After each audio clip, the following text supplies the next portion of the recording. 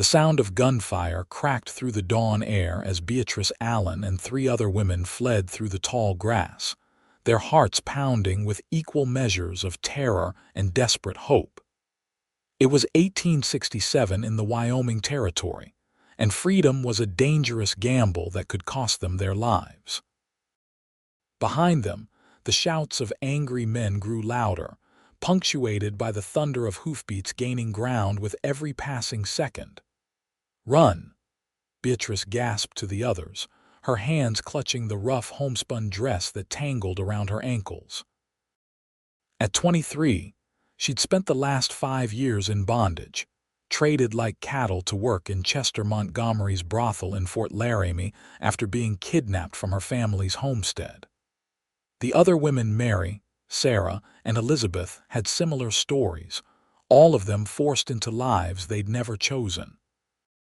The eastern sky was just beginning to lighten when the first bullet whistled past Beatrice's ear. She stumbled but kept moving, knowing what awaited if they were caught. Montgomery had made examples of runners before. The scars on her back from the last escape attempt still burned in her memory. "They're gaining," Sarah cried out, her voice thin with exhaustion. The women had been planning this escape for weeks, waiting for the night when most of the men would be drunk after a big cattle sale. They'd slipped out during the darkest hour, but someone had raised the alarm sooner than expected. Beatrice's lungs were on fire when they reached the edge of a ravine. Below, a narrow stream gurgled over rocks, offering their only path forward. The alternative was turning back toward their pursuers. "Down there," Beatrice directed, already scrambling over the edge. The others followed, slipping and sliding down the embankment. Elizabeth's ankle twisted beneath her, and she bit her lip to keep from crying out. "I can't run much more," she whispered, eyes wide with fear. "We stay together," Beatrice insisted, helping her friend to her feet. They splashed into the cold water, hoping it would mask their trail, when the unmistakable sound of horses approaching from upstream made them freeze. Beatrice felt her heart sink. They'd been outflanked, but instead of Montgomery's men, a single rider appeared around the bend. Tall in the saddle with broad shoulders outlined against the growing light, his face shadowed beneath a wide-brimmed hat. He pulled his horse to a stop, taking in the sight of the 4 bedraggled women standing in the stream. "Please," Beatrice said, stepping forward though her legs trembled beneath her. "Please help us." The man tilted his head slightly, listening to the distant shouts growing closer. His hand moved to the rifle secured in his saddle holster, but he didn't draw it. "Montgomery's girls?" he asked, his voice low and rough. Beatrice raised her chin. "We're nobody's girls, not anymore." A hint of a smile touched his lips as he studied them, then glanced back toward the sounds of pursuit. The decision seemed to form in his eyes before he spoke. "You're free," the cowboy said, reaching down to offer his hand. "Ride with me." Time seemed suspended as Beatrice stared at the outstretched hand, calloused and strong. Behind them, the shouts grew louder. "Why would you help us?" Mary asked, suspicion lacing her voice. "Got my reasons," he replied. "Name's Griffin Yates. I've got a camp not far from here and horses enough for all of you. Make your choice quick, they're coming fast." Beatrice didn't hesitate. She reached up and took his hand, feeling the warmth and strength of his grip as he pulled her onto the horse behind him. The others looked at each other, then at the approaching danger. "Better than what awaits back there," Sarah said, helping Elizabeth forward. Griffin whistled, and from upstream came the sound of more horses, 3 of them, riderless but saddled, led by a young boy who couldn't be more than 15. "Jacob, help the ladies," Griffin ordered. The boy nodded, his face serious beyond his years as he assisted each woman onto a horse. Beatrice held tight to Griffin's waist, feeling the solid warmth of him as the horse began moving beneath them. "They won't give up easy," she warned against his back. "Montgomery will come with his men." "Let him," Griffin replied, urging his horse up the opposite bank of the ravine. "Been waiting for an excuse to deal with that snake anyway." They rode hard for nearly an hour, following game trails and crossing streams to confuse any trackers. The sun was fully risen when they finally reached a hidden canyon where a small camp had been established. Two more men stood as they approached, hands moving instinctively to their weapons until they recognized Griffin. "Brought company, I see," the older of the two said, eyeing the women with a mixture of curiosity and concern. "Montgomery's girls making a break for it," Griffin explained as he dismounted, then helped Beatrice down. Her legs nearly buckled beneath her, both from exhaustion and the strange sensation of solid ground after the long ride. "Frank Montgomery?" the other man asked, spitting on the ground. "That explains why you're headed in the wrong direction." Griffin nodded. "We'll rest the horses, then move north once it's dark. Need to put as much distance as we can between us and Fort Laramie." Beatrice looked at the women who had become her family over the years of shared suffering. Elizabeth was clearly in pain from her ankle, while Mary and Sarah stood close together, their faces betraying their uncertainty. "Why?" Beatrice asked, turning back to Griffin. "Why help us? Most men would have turned us in for the reward." Griffin's jaw tightened. "My sister ran from a man like Montgomery 3 years ago. Nobody helped her." His voice was flat, but his eyes held a pain that made Beatrice's heart clench. "Found her 2 days later. Too late." The simple explanation hung in the air, heavy with unspoken grief. Beatrice nodded, understanding more than she wanted to about the cruelty that existed in the world. "You're safe here for now," Griffin continued, his voice softening slightly. "We've got food, water, and bedrolls. Rest while you can." As the day progressed, Beatrice learned that Griffin and his companions were driving cattle north to Montana Territory. They'd camped outside Fort Laramie to rest their herd before the final leg of the journey.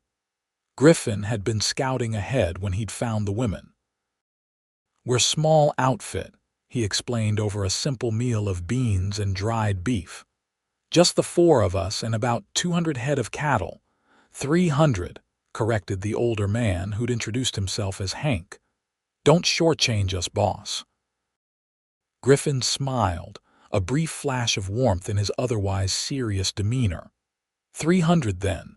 Point is, we're headed to Virginia City. Been hired to deliver the herd to a rancher up there. You ladies are welcome to ride with us." "All the way to Montana?" Sarah asked, her eyes wide.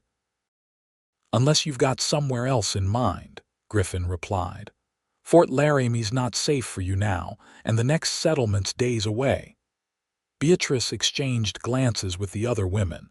They had no money, no supplies, and nowhere to go.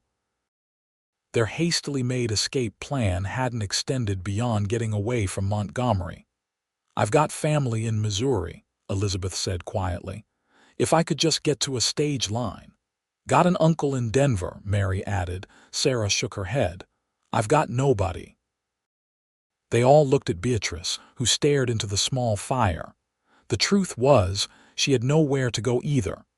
Her family had likely given her up for dead years ago if they were even still alive. "Montana's as good as anywhere," she finally said. "At least for now." Griffin nodded, his eyes meeting hers across the flames.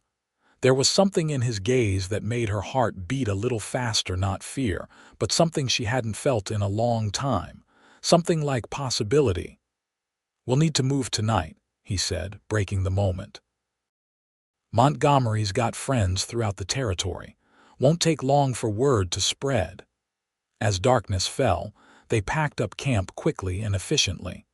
Griffin's men were clearly used to moving on short notice. Jacob, the young boy, gave each woman a blanket and helped Elizabeth bind her swollen ankle more securely. "It's not broken," he told her with surprising authority. "Just a bad sprain. Keep it wrapped tight and try not to put weight on it." "You a doctor, boy?" Elizabeth asked with a small smile. Jacob shrugged. "Pa was. I picked up a few things before he passed." Before they mounted up, Griffin pulled Beatrice aside. "We'll be riding through the night. It's gonna be hard going until we reach the herd."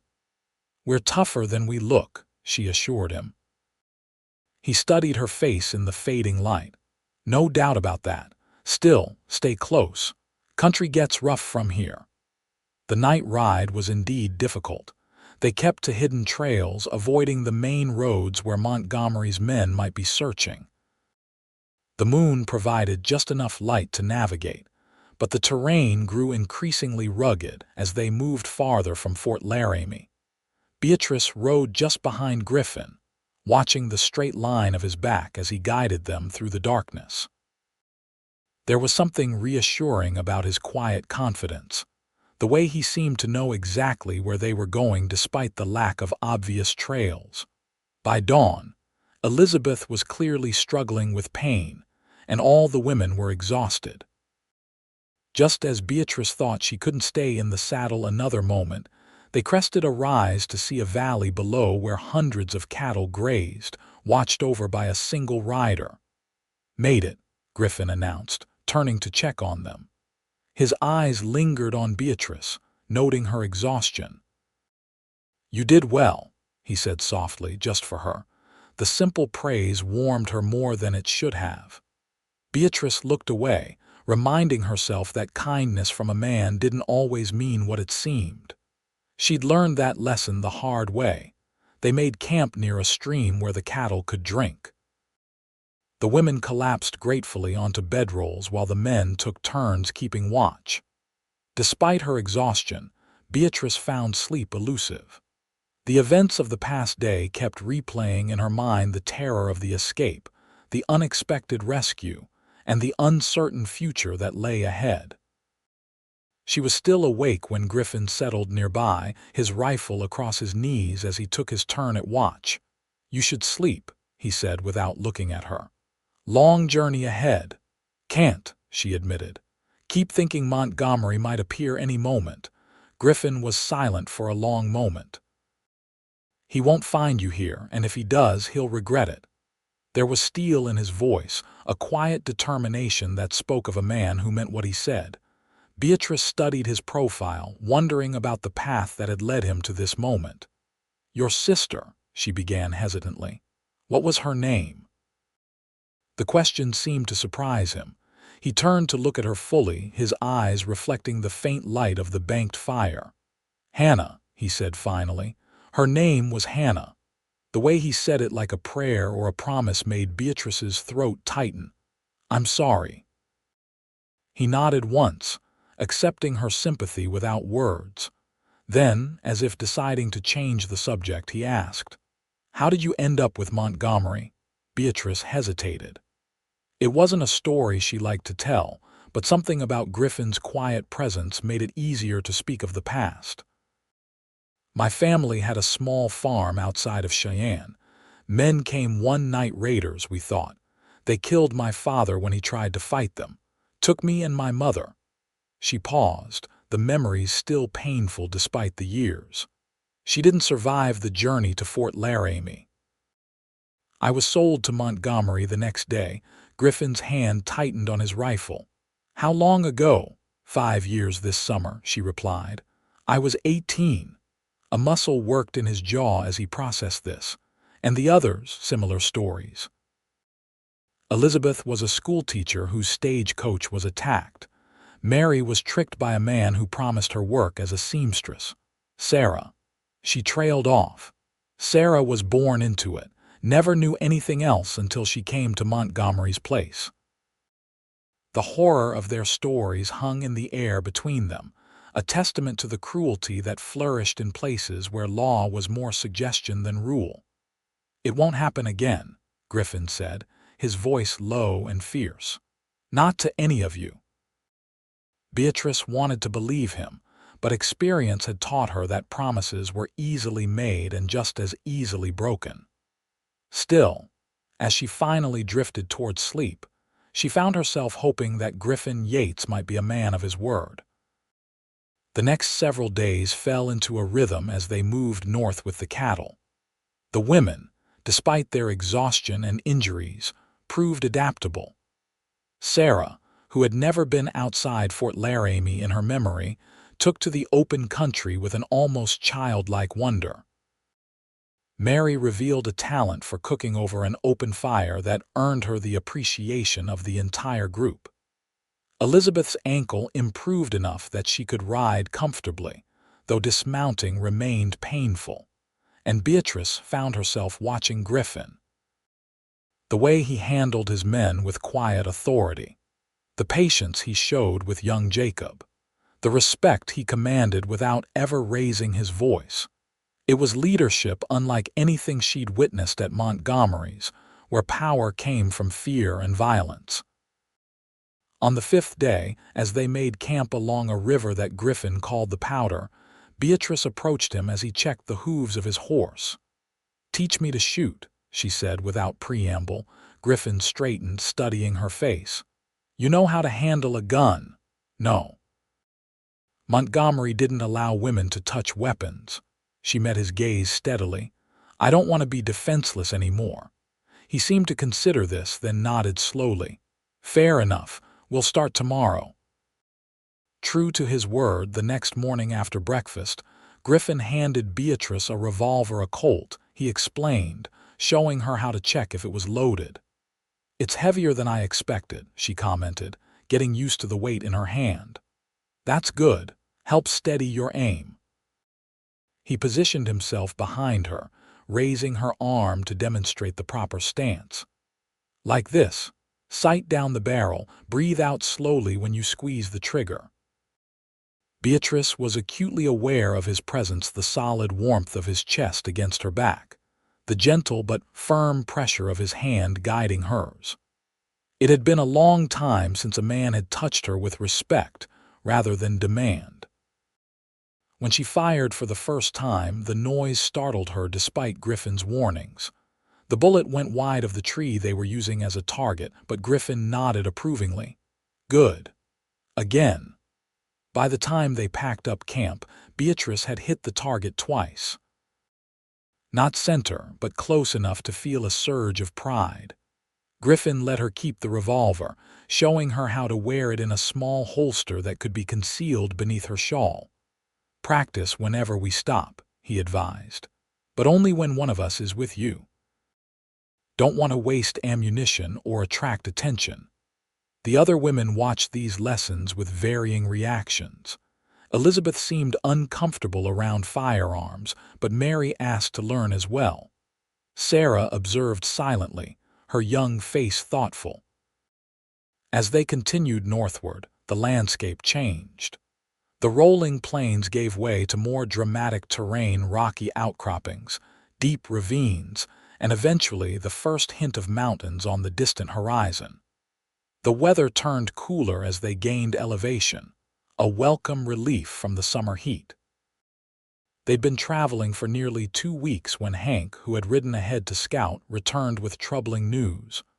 "Riders coming from the southeast," he reported as they stopped for a midday rest.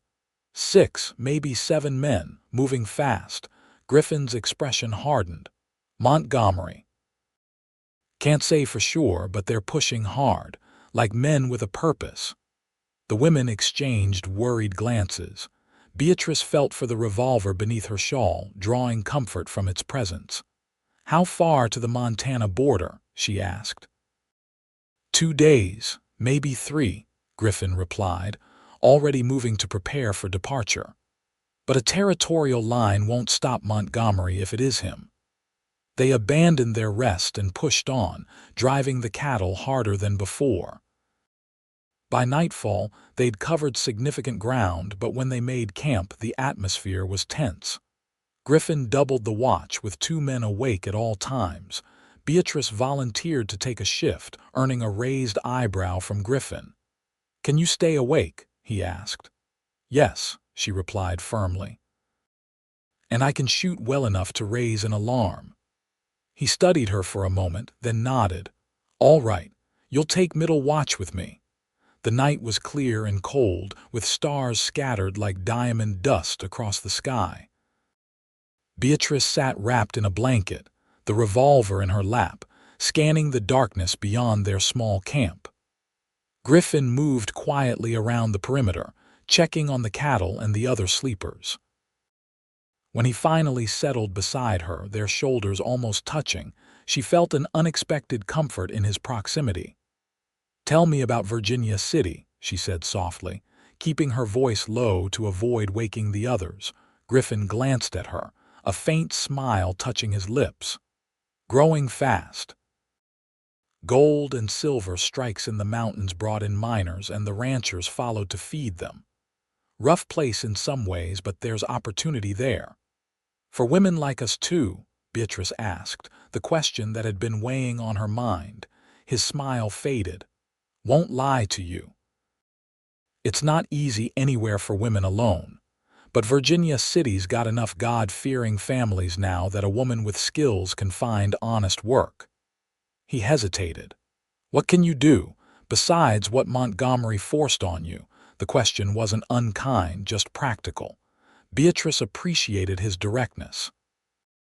"I can read and write well. My mother taught me. I'm good with figures too, kept Montgomery's books the last 2 years. Her mouth twisted. He didn't mind using my brain as long as he could use the rest of me too. Griffin's jaw tightened at that, but he nodded. "That's valuable. Lots of businesses need someone who can keep accounts." He looked toward the sleeping women. "And the others." Elizabeth was a teacher before. "Mary can sew beautifully. She made clothes for all of us at Montgomery's. And Sarah." Beatrice sighed. "Sarah's never had a chance to learn much of anything." "She's young," Griffin observed. "Quick from what I've seen. She'll find her way." They sat in comfortable silence for a while, the night peaceful around them. Beatrice found herself studying Griffin's profile, the strong line of his jaw, the way his hair curled slightly at the nape of his neck. "Why cattle?" she asked suddenly. "How did you end up driving herds to Montana?" He chuckled softly. "Fell into it, I suppose. Grew up on a small ranch in Texas. After the war I fought for the Union," he added, watching her reaction carefully. Beatrice nodded. Her father had supported the Union cause, though he'd been too old to fight. "After the war," Griffin continued, "I came west. Worked as a hand on several drives, learned the business. Saved enough to buy my own small herd. Then found I had a knack for moving other people's cattle safely from one place to another. And your men, they seem loyal. Hank's been with me since Texas, best tracker I've ever known. Oliver fought beside me in the war, and Jacob." His expression softened. "Found him half-starved after raiders hit his family's homestead 3 years back. Couldn't just leave him." The simple humanity of that action touched Beatrice deeply. In a world where so many looked away from others' suffering, Griffin had reached out a hand to a desperate child, just as he'd done for her and the other women. "Thank you," she said suddenly, looking directly at him, "for helping us, for risking yourself and your men." Griffin met her gaze, his eyes serious in the starlight. "Some risks are worth taking." The moment stretched between them, charged with something Beatrice wasn't ready to name. She looked away first, back to the darkness beyond the camp. "I think I see movement," she whispered, suddenly alert. Griffin was instantly on his feet, rifle in hand. "Where?" She pointed toward a cluster of rocks about 100 yards distant.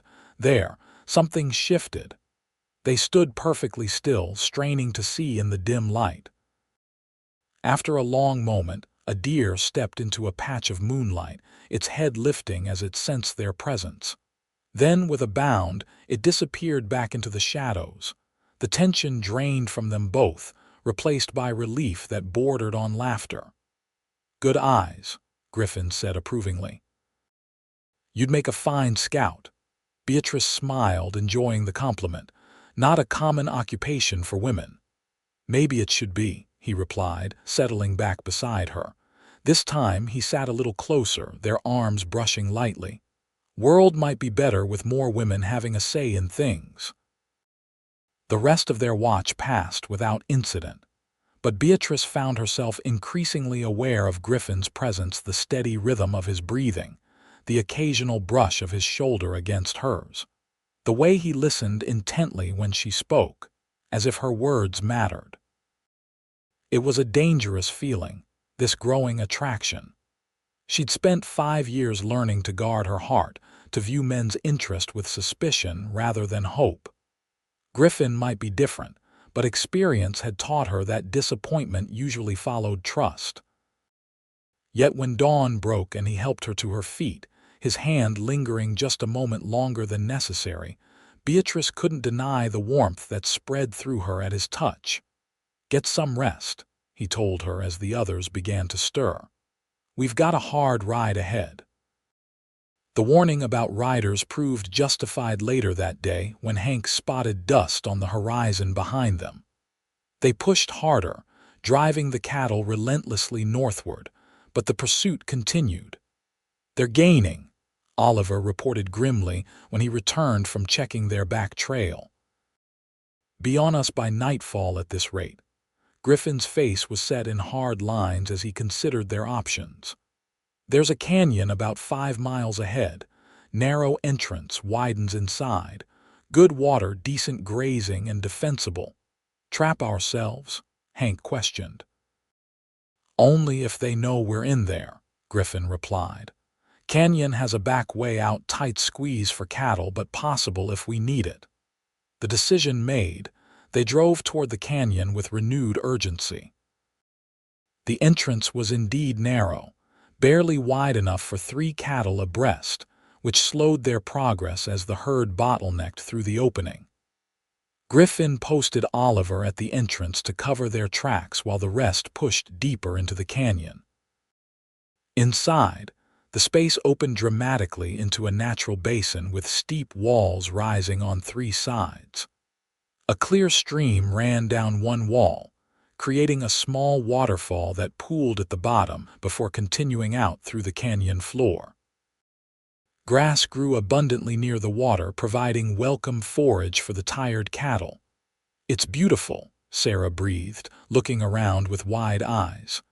"And defensible," Griffin added practically, pointing to the high walls. "Only 2 ways in or out.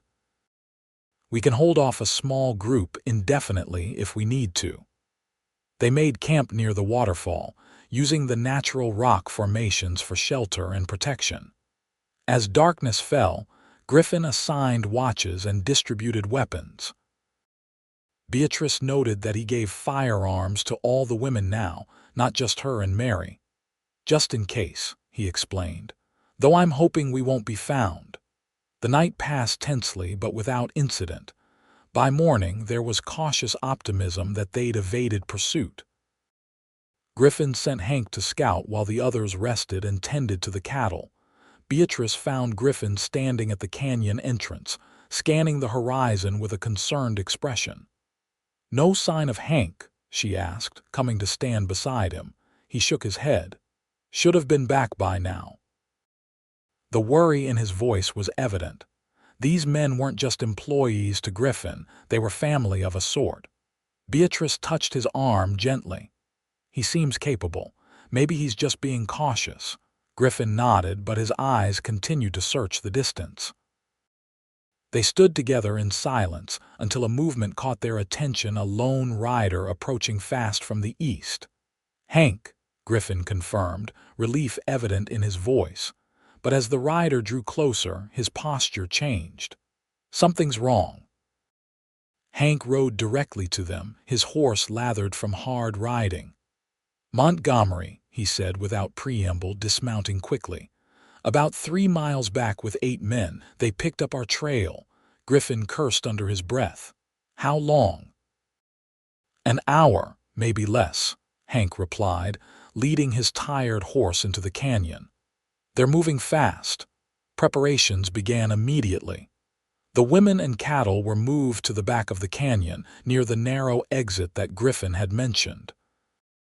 The men positioned themselves strategically, Hank and Oliver on opposite high points with rifles, Jacob hidden among the rocks near the entrance with extra ammunition, and Griffin at the narrowest point of the canyon's mouth.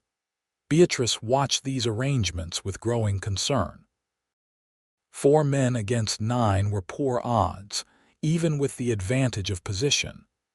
"We should help," she said to the other women as they huddled behind a large boulder. Elizabeth looked terrified at the suggestion, but Mary nodded firmly. "I can shoot straight enough now." Sarah, who had been quiet throughout their journey, suddenly spoke up. "I know Montgomery's men, how they think, how they fight." Her young face hardened with determination. "I want to help too." Beatrice squeezed her hand, then turned to Elizabeth. "Stay with the horses. If things go badly, be ready to lead them out through the back exit." Without waiting for further discussion, Beatrice led Mary and Sarah back toward the canyon entrance.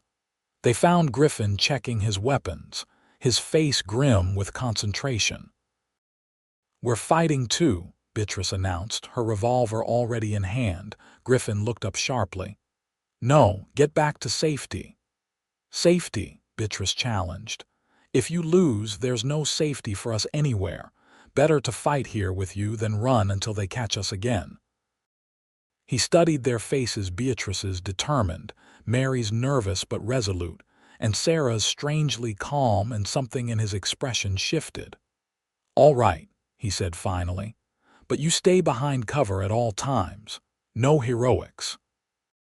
He positioned them carefully, using the natural rock formations for protection while ensuring clear lines of fire. The canyon entrance was about 20 feet wide, with steep walls rising on either side. Anyone entering would be exposed to fire from multiple angles. They didn't have long to wait. Within the hour, the sound of approaching horses echoed through the canyon. Griffin signaled for silence as the riders came into view. Montgomery led them, his portly figure unmistakable even at a distance. Behind him rode his foreman, a brutal man named Carter who'd been responsible for much of the women's suffering. The others were hired guns, by the look of them hard-faced men with well-worn weapons. They pulled up short of the canyon entrance, clearly suspicious of the narrow passage. "Griffin Yates," Montgomery called out, his voice carrying easily in the still air. "I know you're in there with my property." Beside Beatrice, Sarah flinched at being called property, but her grip on her weapon remained steady. Griffin didn't respond immediately, letting the tension build. Montgomery shifted impatiently in his saddle. "Be reasonable, Yates," he continued. "Those women represent a significant investment. Return them and we'll forget this unfortunate incident." From his position, Griffin finally answered. "They're not property, Montgomery. They're free women making their own choices." Montgomery's face darkened with anger. "They're thieves and whores who belong to me. Stand aside or we'll come in and take them." "You're welcome to try," Griffin replied calmly. The standoff continued for several tense minutes as Montgomery conferred with his men. Beatrice could see them gesturing toward the canyon walls, likely discussing ways to outflank the defenders. Finally, Montgomery turned back toward the entrance. "Last chance, Yates. Send out my property or we're coming and shooting." When no response came, Montgomery signaled to his men. They spread out, clearly preparing to rush the entrance from multiple angles. "Get ready," Griffin murmured, just loud enough for them all to hear. The attack came suddenly, 2 men charging directly into the canyon while others provided covering fire from the sides. The sound of gunshots echoed deafeningly off the rock walls as both sides opened fire. Beatrice aimed carefully, remembering Griffin's lessons. "Breathe out slowly. Squeeze. Don't pull."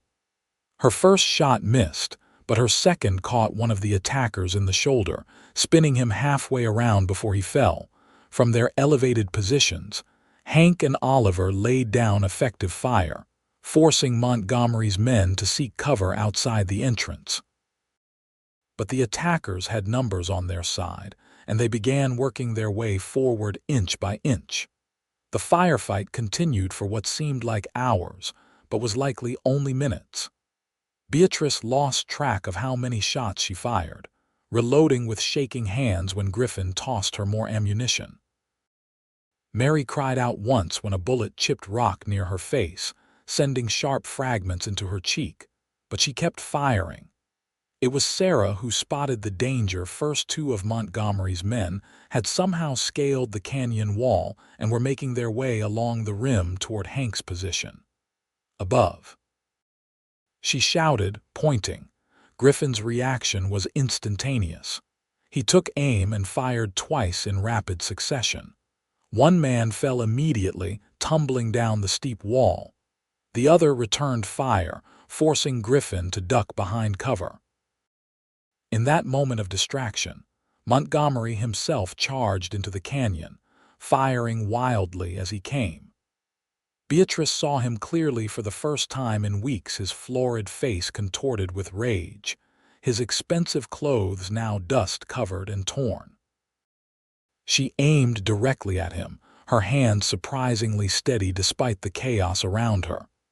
This man had stolen 5 years of her life, had beaten her, sold her, treated her as less than human. Her finger tightened on the trigger, but before she could fire, another shot rang out. Montgomery jerked, then looked down in surprise at the spreading red stain on his chest. He took 2 more stumbling steps forward before collapsing face first onto the canyon floor. Beatrice turned to see Sarah lowering her weapon, her young face set in lines of grim satisfaction. The death of their employer seemed to break the resolve of the remaining attackers. They began to fall back, taking cover behind rocks outside the canyon entrance. "Montgomery's down," one of them shouted. "Pull back." Griffin seized the moment. "You men," he called out, "your boss is dead. There's no money in this fight for you now." There was a pause in the firing as his words sank in. Then one of the attackers called back, "What about Carter?" "If he wants to die for a dead man's cause, that's his choice," Griffin responded. "The rest of you ride away now and we won't pursue." The standoff lasted several more tense minutes. Then, one by one, horses could be heard departing. Only Carter remained, shouting curses and threats from his position outside the canyon. "Just Carter left," Hank confirmed from his vantage point. "Others are riding east." Griffin nodded grimly. "Carter," he called. "It's over. Surrender or die, your choice." The only response was another shot that ricocheted harmlessly off the canyon wall. Then silence fell, stretching uncomfortably as they all waited for Carter's next move. "I'm going to check," Griffin decided after several minutes had passed. "Cover me." Before Beatrice could object, he was moving cautiously toward the entrance, using the rocks for cover as he advanced. She held her breath, watching his progress with her heart in her throat. Griffin reached the canyon mouth and peered carefully around a boulder. After a moment, he straightened and waved to the others. "He's gone," he announced as they gathered around him. "Left his horse's tracks heading north, not east like the others. Should we go after him?" Oliver asked, reloading his rifle. Griffin considered this, then shook his head. "He's running scared now. Without Montgomery's money backing him, he's just another drifter." He looked at the women. "But we'll keep a sharp watch just in case." They returned to the camp in the back of the canyon, where they found Elizabeth comforting a frightened Jacob. The boy had maintained his position throughout the fight, but the strain showed clearly on his young face. "Is it over?" Elizabeth asked anxiously. Beatrice nodded, suddenly exhausted as the tension drained from her body. "Montgomery's dead." The simple statement hung in the air, its implications slowly sinking in. Dead. The man who had controlled their lives, who had hurt them in countless ways, would never harm anyone again. "Sarah killed him," Mary added, a note of awe in her voice. All eyes turned to Sarah, who stood quietly beside Beatrice. The young woman's face revealed little, but Beatrice could see the turmoil beneath her composed exterior. "He deserved worse," Sarah said simply. That night, they built a small fire in the shelter of the rocks. The cattle grazed peacefully nearby, apparently undisturbed by the day's violence. Griffin had insisted on burying Montgomery's body and that of the other fallen attacker, unwilling to leave them for scavengers despite what they had done. As they sat around the fire, the full impact of the day's events began to register. They were truly free now. Montgomery's death meant no one would be hunting them, at least not for his sake. Carter remained a potential threat, but a diminished one without Montgomery's resources behind him. "What will you do now?" Griffin asked the women as they ate a simple meal. "You could turn back to Fort Laramie if you wanted. Find that stage coach to Denver or Missouri." Elizabeth and Mary exchanged glances, clearly considering this option, but Sarah shook her head firmly. "I'm going to Montana," she declared. "There's nothing for me back there." Beatrice found all eyes turning to her, waiting for her decision. She looked at Griffin, finding his gaze already on her, warm and somehow hopeful in the firelight.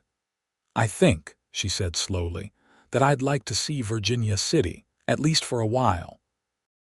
A small smile touched Griffin's lips, there and gone so quickly she might have imagined it. But the look in his eyes confirmed what she'd hoped to see. He was pleased with her choice. The journey resumed the next morning with renewed energy. The threat behind them had been eliminated, and the Montana border lay just ahead. The mood among the travelers was lighter, with even the normally taciturn Hank occasionally joining in the conversations around the campfire. Beatrice found herself riding beside Griffin more often, drawn to his quiet strength and the growing ease between them. He began teaching her about the cattle business, how to read signs of illness in the herd, how to predict weather from the behavior of animals, how to guide the cattle without startling them into a stampede. "You're a natural," he commented one afternoon as they watched the herd move smoothly through a narrow valley. "Most people don't have the patience for this work." "I've had practice being patient," she replied with a wry smile. 5 years is a long time to wait for freedom." His expression sobered at that. "Do you ever think about what you'll do when we reach Virginia City? Beyond just arriving, I mean." Beatrice had been pondering that very question. "Find work, I suppose. A room somewhere respectable. Start building a life that's my own." Griffin nodded, his eyes on the distant mountains that marked the Montana Territory. "There's opportunity there. Town's growing fast. And you?" she asked, suddenly curious about his plans. "Will you stay in Virginia City after delivering the herd?" He shrugged slightly. "Depends on the next contract. Cattle need moving all over these territories." He glanced at her, then away again quickly. "Though I've been thinking about settling down more, maybe buying land instead of just passing through."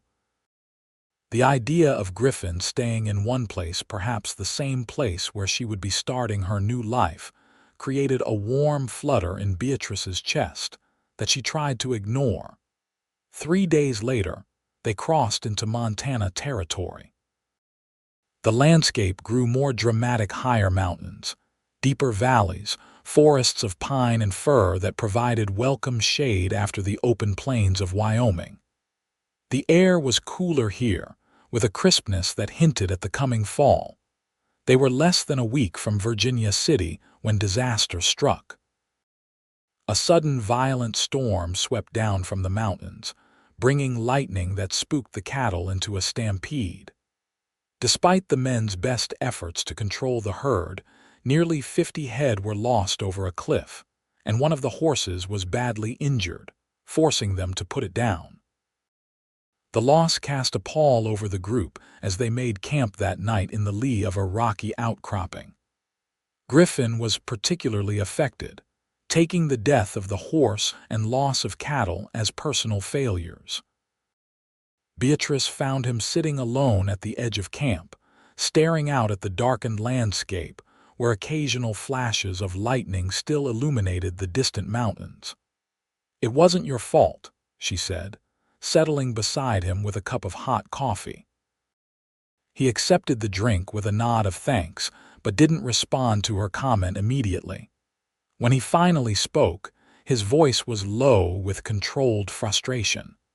"I should have seen the signs earlier. Could have moved the herd to better shelter before the storm hit." "No one can predict everything," Beatrice countered. "Even you." That earned a small smile. "Even me," he agreed. "Still, it's a significant loss. The rancher in Virginia City won't be pleased. He'll still get most of his cattle alive and healthy. That's more than many drovers could manage." Griffin looked at her then, really looked at her as if seeing something new in her face. "You sound like you've been driving cattle all your life." Beatrice felt herself flush under his scrutiny. "I'm a quick learner." "That you are," he agreed softly. The moment stretched between them, charged with unspoken thoughts. Beatrice found herself studying the lines of his face, wondering what it would be like to trace them with her fingertips. To her surprise, Griffin reached out and gently tucked a strand of hair behind her ear, his touch lingering against her cheek. "Beatrice," he began, his voice unexpectedly rough, but whatever he intended to say was interrupted by Hank's approach. The older man cleared his throat awkwardly, clearly aware he was intruding on a private moment. "Sorry, boss, but we've got a situation with the cattle. They're still spooked, pressing against the western edge of the bedding ground." Griffin withdrew his hand reluctantly and stood. "I'll come see." As he walked away with Hank, he glanced back at Beatrice with an expression that seemed to promise their conversation wasn't finished, merely delayed. She watched him go, her heart beating a little faster than normal. The remaining journey to Virginia City passed without further incident. The town appeared suddenly as they crested a rise, nestled in a valley with mountains rising dramatically behind it. Even from a distance, Beatrice could see that it was larger than she'd expected, dozens of buildings stretching along a main street, with smaller structures climbing the hillsides around it. "Gold and silver," Griffin explained, seeing her surprised expression. "Brings people faster than almost anything else." They drove the cattle to a large ranch outside town, where the owner, a gruff but fair man named Peterson, counted the herd and paid Griffin despite the losses. The payment completed their business arrangement, leaving the women and Griffin's small crew at a crossroads. "Town's got a decent hotel," Griffin told them as they rode toward Virginia City. "We can get rooms there while you ladies decide what comes next." The hotel was indeed respectable, if simple. The proprietor's wife, Mrs. Hamilton, took an immediate interest in the four women, clucking sympathetically when Griffin explained in carefully edited terms that they were seeking a fresh start. "Plenty of opportunities for hard-working women in Virginia City," she assured them. "Why, the new school needs an assistant teacher, and I heard Mrs. Wallace at the dress shop is looking for someone with sewing skills." Elizabeth and Mary exchanged hopeful glances at these prospects, while Sarah listened with cautious interest. Beatrice, however, found herself distracted by the realization that their journey was truly over. Griffin and his men would presumably move on to their next contract, while she and the others would remain here to build new lives. The thought created an unexpected hollow feeling in her chest. That evening, after they had bathed and changed into clean clothes provided by the kind-hearted Mrs. Hamilton, Griffin invited them all to dinner at the hotel's small restaurant. It was a simple meal by some standards, but to women who had been eating trail food for weeks, it seemed a feast. Conversation flowed easily, with Hank even telling a few humorous stories about previous cattle drives. Jacob, cleaned up and in fresh clothes, looked years younger without trail dust covering his features. Oliver discussed plans to visit his sister who lived in a nearby settlement. Only Griffin seemed somewhat subdued, contributing to the conversation but often falling silent, his eyes straying to Beatrice when he thought she wasn't looking. As the meal concluded, he cleared his throat. "I've been thinking," he began, addressing the entire table but looking primarily at Beatrice. "I mentioned to Peterson that I'm considering settling in the area. He's got a small parcel of land for sale, about 500 acres with a decent cabin already built. Good water, some timber." Hank looked surprised. "You're buying land. Thought you preferred the open trail." "A man can change his mind," Griffin replied, his gaze still on Beatrice. "Anyway, I thought. That is, I wondered if any of you ladies might be interested in working for me. Proper employment," he added hastily. "Fair wages and living arrangements in town until the cabins expanded." The offer hung in the air, its implications clear to everyone at the table. This wasn't just about employment, it was about creating a new kind of family. Elizabeth spoke first. "I appreciate the offer, Mr. Yates, but I've decided to take the teaching position Mrs. Hamilton mentioned. It seems a good fit for my experience." Mary nodded. "And I'll be speaking with Mrs. Wallace tomorrow about the dress shop." All eyes turned to Sarah, who looked thoughtful. "What kind of work would I do on a ranch?" she asked practically. "I don't know anything about cattle." Griffin smiled. "You're smart and observant. You'd learn quickly. Could start by helping with accounts and supplies. Ranch needs all kinds of work, not just herding cattle." Sarah considered this, then nodded slowly. "I'd like to try that, if you're sure you want me." "I am," Griffin confirmed, then finally looked directly at Beatrice, a question in his eyes. She felt the weight of his gaze, understanding what he was really asking. This wasn't just about a job or even a home, it was about possibilities, about a future neither of them had dared imagine before their paths crossed. "I need to think about it," she said softly. Griffin nodded, accepting her caution. "Of course, no rush to decide." But there was disappointment in his eyes that made Beatrice's heart ache. She wasn't rejecting him, far from it. She just needed time to be sure, to trust that what was growing between them was real and not simply gratitude or the intensity of shared danger. The next day, Griffin and his men went to finalize the land purchase while the women explored Virginia City. It was indeed a town of opportunity, with businesses opening and expanding as the population grew. Elizabeth secured the teaching position immediately, while Mary found Mrs. Wallace eager to employ someone with her skills. Sarah and Beatrice walked through town together, observing the mix of rough miners, respectable families, and everything in between that made up Virginia City's population. "Are you going to take Mr. Yates's offer?" Sarah asked as they passed a newly constructed church. Beatrice sighed. "I don't know, it's complicated." Sarah gave her a surprisingly knowing look. "Because you have feelings for him?"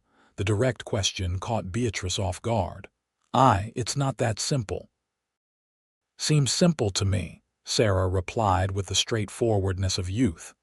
"He cares for you, you care for him. The rest is just details." Beatrice smiled at her friend's simplistic view.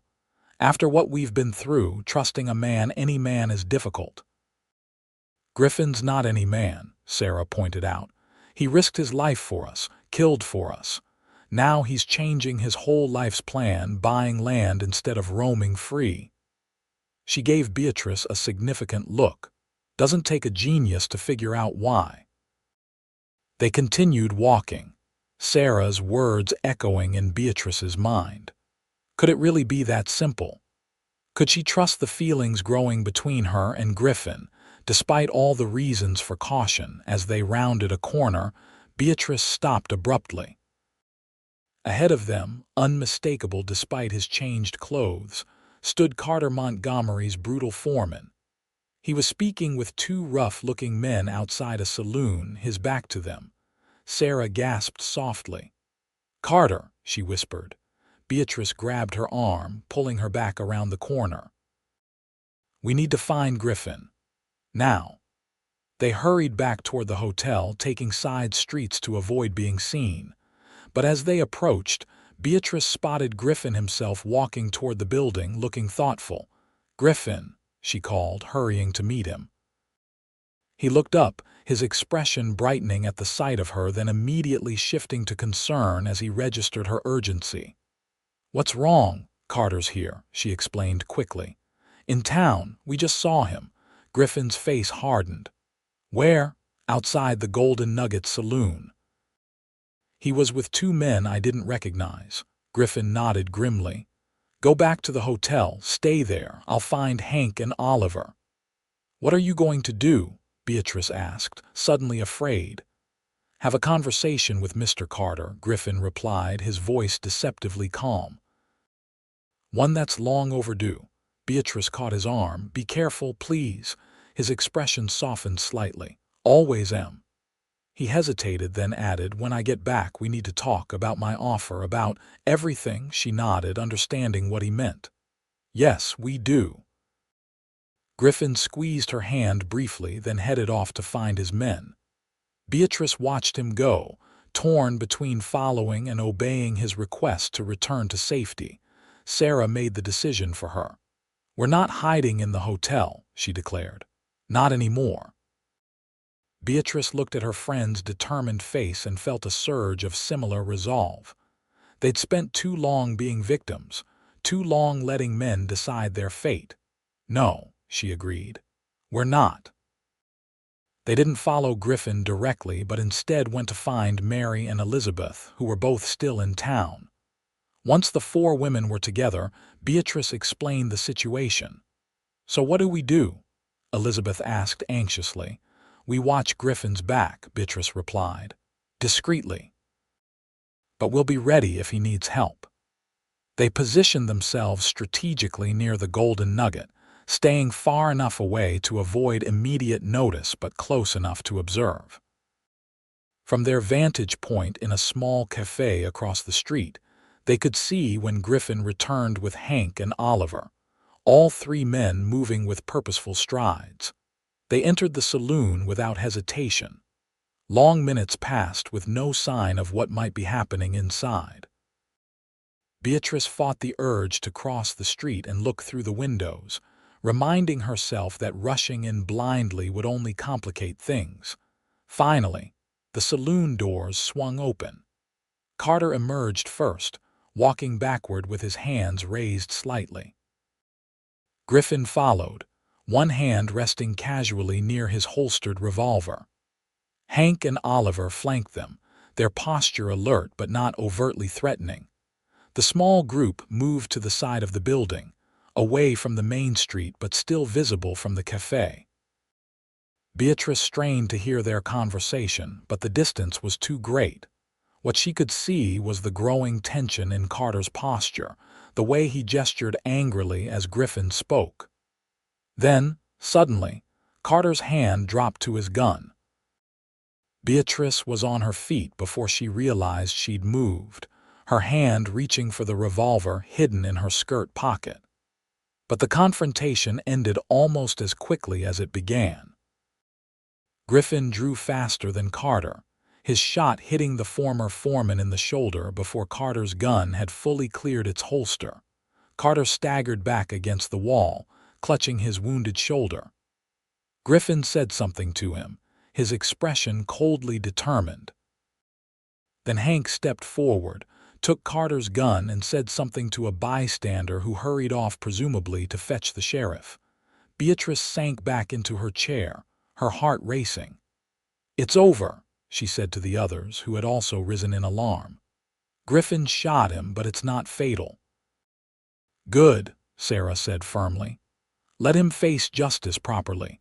Death would be too quick." Within minutes, the sheriff arrived, a tall, weathered man with a silver star pinned to his vest. After a brief conversation with Griffin and the others, he took the wounded Carter into custody, leading him away toward what Beatrice assumed was the town jail. Griffin, Hank, and Oliver remained where they were, talking with the sheriff's deputy who had arrived with him. Then Griffin looked directly across the street toward the cafe, as if he'd known all along that Beatrice was watching. He said something to Hank and Oliver, then crossed the street with purposeful strides. When he entered the cafe, his eyes immediately found Beatrice. "I thought I asked you to stay at the hotel," he said, but there was no real anger in his voice, only concern tinged with resignation, as if he'd expected nothing less. "We decided not to hide anymore," Beatrice replied simply. A small smile tugged at the corner of his mouth. "I'm beginning to think you don't take orders well." "Not anymore," she agreed. Griffin pulled out a chair and sat down, nodding politely to the other women. "Carter won't be a problem. Sheriff's holding him for attempted murder. Seems he killed a man in Helena last month. There's a reward." "Is that what you told him?" Sarah asked. "About Helena," Griffin shook his head. "Didn't have to. Told him we knew about Montgomery, about what happened at the brothel in Fort Laramie. Said if he ever came near any of you again, he wouldn't get off with just a shoulder wound." He glanced at Beatrice. That's when he decided to draw. "And the sheriff believes your version?" Elizabeth asked worriedly. "Sheriff Miller's a good man. Known him from previous drives through the area. He was already looking for Carter for the Helena killing, recognized the description when I mentioned him earlier today." Relief washed over the women at this news. Carter in jail meant they were truly free now, without the shadow of their past hanging over them. "Thank you," Beatrice said softly, meeting Griffin's eyes, "for everything." He held her gaze for a long moment, something warm and unspoken passing between them. Then he cleared his throat and addressed all four women. "Deal's done on the land. It's mine now. Well, will be officially once the paperwork's filed next week." He looked at Sarah. "Offer still stands for a position on the ranch. For any of you," he added, though his eyes returned to Beatrice as he said it. Elizabeth and Mary politely declined again, explaining their new positions in town. Sarah, however, nodded firmly. "I want to learn something new," she said. "Something useful, if you're still willing to teach me." "More than willing," Griffin assured her. Then everyone looked at Beatrice, waiting for her decision. The moment stretched, heavy with expectation. "Could we talk privately?" she asked Griffin. He nodded, rising immediately. "Of course." They walked outside into the late afternoon sunshine. Virginia City bustled around them, miners coming off shift, merchants closing shops, ladies in colorful dresses strolling arm in arm.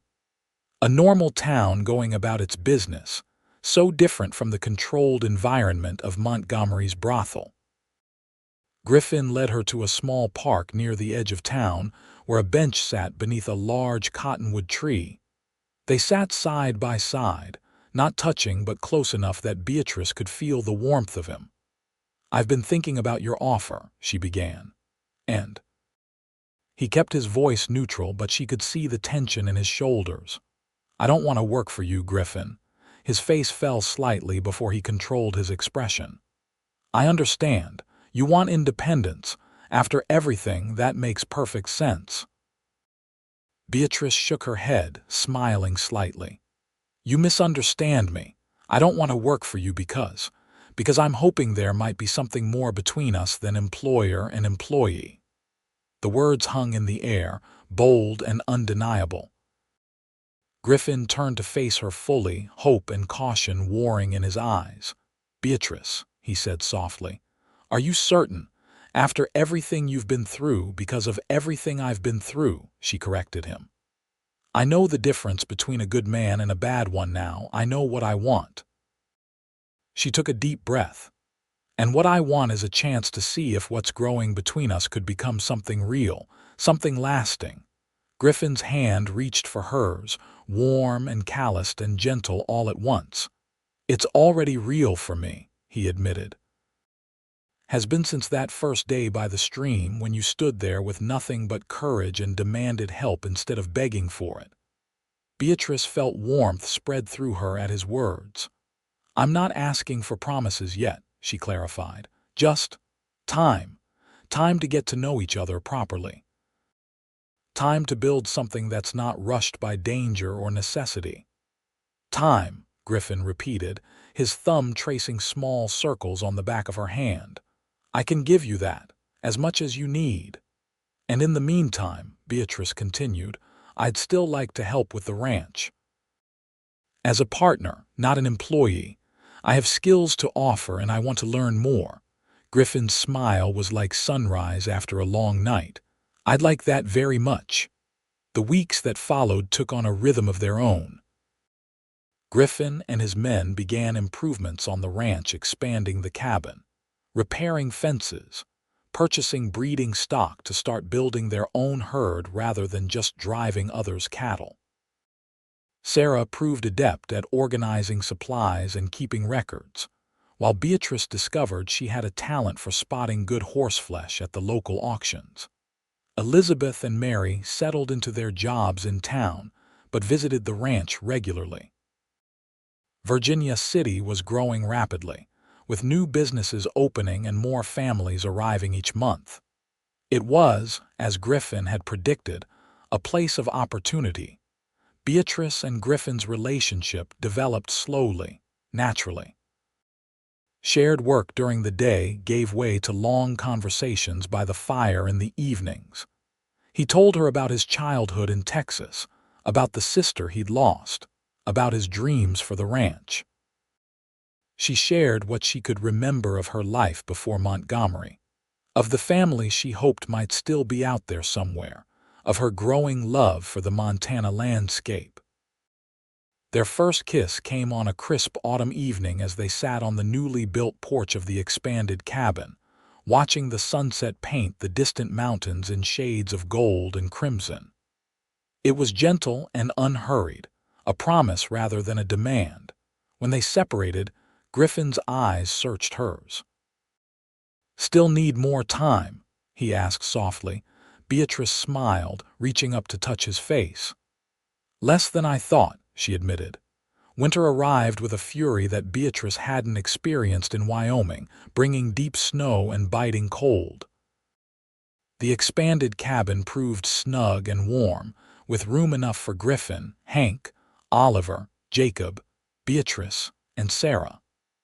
They settled into a comfortable routine, with chores divided according to ability rather than gender, a fact that delighted Beatrice, who had never been allowed such equality before. On Christmas Eve, after a simple but festive dinner, Griffin asked Beatrice to join him outside. Despite the cold, the night was beautiful, stars scattered across the clear sky, snow reflecting their light until the landscape seemed to glow with an inner radiance. "I have something for you," Griffin said, producing a small wooden box from his coat pocket. Beatrice took it with gloved hands, opening it carefully. Inside lay a delicate gold band set with a small but perfect diamond. "Griffin," she breathed, looking up at him in surprise. "It was my mother's," he explained. "I've been carrying it for years, waiting for—" He paused, searching for words. "Waiting for you, though I didn't know it until that day by the stream." Beatrice felt tears forming, threatening to freeze on her lashes in the cold air. "I'm not asking for an answer tonight," Griffin continued. "Just wanted you to have it, to know that whenever you're ready, if you ever are, I'm here. I love you, Beatrice Allen. Have almost from the beginning." The simple declaration, spoken so plainly under the winter stars, broke down the last of Beatrice's carefully constructed walls. The past Montgomery, Carter, all of it seemed to fade in importance against the reality of this moment, this man. "I love you too," she said, the words coming easily now that they'd been invited. "And I don't need more time to know that." Griffin's face transformed with joy. "Does that mean yes?" Beatrice interrupted, laughing through her tears. "Yes, I'll marry you, Griffin Yates." He gathered her into his arms, lifting her off her feet in his enthusiasm. Their laughter echoed across the snowy landscape, a sound of pure happiness that seemed to reach the stars themselves. They were married in the spring, when the mountain meadows exploded with wildflowers and new life seemed to burst from every corner of the ranch. The ceremony was small but joyful, attended by their closest friends Hank, Oliver, Jacob, Sarah, Elizabeth, Mary, and a few neighbors who had become important to them over the winter months. Beatrice wore a dress that Mary had made specially for the occasion, and Griffin looked uncommonly tidy in a new suit purchased from Virginia City's growing mercantile. Sheriff Miller performed the ceremony, his official capacity adding legitimacy to the union. As they spoke their vows, Beatrice thought of the journey that had brought them to this moment, from the terror of that dawn escape to the peace of their life on the ranch. It hadn't been easy, building a new existence from the ashes of her old one. There were still nights when she woke from nightmares of Montgomery's brothel, still days when unexpected memories brought pain. But Griffin was always there, steady and patient, his love a constant that never wavered. And she had discovered strengths in herself that she'd never known existed, an ability to rebuild, to trust again, to find joy after so much sorrow. When the sheriff pronounced them husband and wife, Griffin kissed her with a tenderness that brought tears to her eyes. It was a kiss that spoke of promises kept and a future unfolding before them, bright with possibility. The ranch prospered in the years that followed. Griffin's knowledge of cattle combined with Beatrice's sharp business sense made for a successful operation that grew steadily each season. Hank and Oliver remained, becoming more like family than employees. Jacob, under Griffin's careful mentorship, developed into a skilled rancher in his own right. Sarah eventually married a young doctor who came to Virginia City seeking his fortune, and found something far more valuable in the determined young woman, who refused to be defined by her past. Elizabeth and Mary also found happiness, Elizabeth with a widowed father whose children attended her school, and Mary as the eventual owner of the dress shop where she had first found employment. 2 years after their wedding, Beatrice gave birth to a son they named James, after Griffin's father. A daughter, Hannah, followed 3 years later, named for the sister Griffin had lost and who, in an indirect way, had led him to Beatrice. The children grew strong and free in the mountain air, knowing nothing of the darkness their parents had overcome, only the love that surrounded them. On their 10th wedding anniversary, Griffin surprised Beatrice with a special gift, a deed to a small house in Virginia City, now a proper town with a railway connection and growing prominence. "What's this for?" she asked, examining the document. "Are you tired of ranch life?" Griffin laughed, wrapping his arms around her waist. "Never, but I thought the children might benefit from being closer to school as they get older. And," he added, his voice softening, "I thought we might use it to help others, women who need a safe place, a new start." Beatrice turned in his embrace, looking up into the face that had become as familiar to her as her own, yet still made her heart beat faster after all these years. "Like you helped me?" she asked. He shook his head slightly. "You helped yourself, Beatrice." "All I did was offer a hand when you needed it." She reached up to touch his face, tracing the lines that time had begun to etch around his eyes. "You did much more than that. You showed me that freedom isn't just about escaping the bad, it's about finding the good, building something worth having." Griffin caught her hand and pressed a kiss to her palm. "We built it together, and we'll keep building it day by day." As the sun set behind the mountains that had become their home, Beatrice thought again of that desperate morning by the stream when a cowboy had appeared like an answer to an unspoken prayer. "You're free," he had said. "Ride with me." She had taken his hand then, not knowing where the journey would lead but willing to risk the unknown rather than return to certain misery. It had been the first real choice she'd made in years, the moment when she'd reclaimed her life as her own. And now, a decade later, surrounded by the family they'd created together, Beatrice understood that true freedom wasn't the absence of bonds but the right to choose which bonds to form. She had chosen Griffin, and he had chosen her, and in that mutual choice they had found something neither had believed possible: a love strong enough to heal the past and bright enough to illuminate the future, no matter what it might hold.